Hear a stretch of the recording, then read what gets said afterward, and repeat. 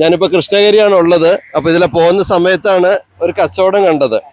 Aluminium പാത്രങ്ങളൊക്കെ ഒരിടയ്ക്ക് ഇല്ലാതെയായി പോയതാണ്. ഇപ്പൊ നമ്മുടെ വീട്ടുകളിലേക്ക് വന്നിട്ട് ഇതുപോലെ പാത്രമൊക്കെ വിൽക്കുകയാണ്. ഇതിന്റെ പൈസ പിന്നെ അന്ന് അപ്പൊ തന്നെ കൊടുക്കുമല്ലോ, പിന്നീട് അടവിനാണോ കൊടുക്കുക? അടവിനാണ്. അമ്മ പേര് ശാന്ത.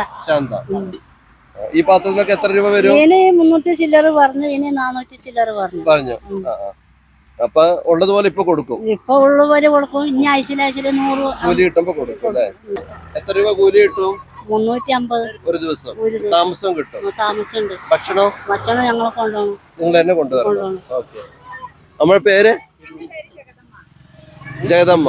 എന്തായാലും ഇത് നല്ലൊരു കാര്യമല്ലേ? നമുക്ക് ആവശ്യമുള്ള പാത്രം ഇവര് തരും. ഒരു കട ചെന്നാൽ ഇപ്പൊ കടം കിട്ടൂലല്ലോ.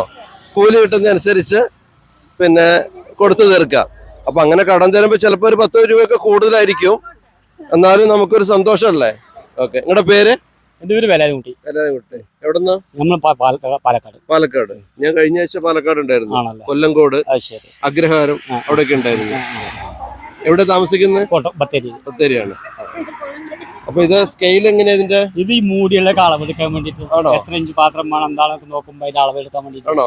ഒന്ന് കാണിച്ചു തരും അളവെടുത്തിട്ട് റേറ്റ് അല്ല, ഇപ്പൊ ആ ചരുവത്തിന് മൂടി വേണം അതിന്റെ അളവെടുക്കും. അതിന് വേണ്ടിട്ടാണ്. പിന്നെ വരുമ്പോ കൊണ്ടുവരും. റേറ്റിനല്ല. അല്ലല്ല, റേറ്റ് അല്ല. റേറ്റ് എങ്ങനെയാ നോക്കുന്നേ? റേറ്റ് അങ്ങനെയല്ല, ഇത് എത്ര വലിപ്പം നോക്കാൻ വേണ്ടിട്ടാണ്.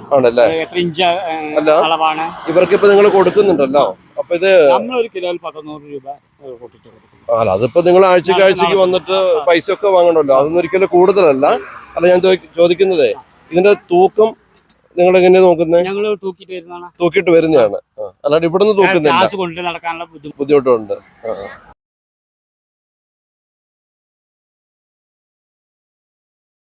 നിക്ക്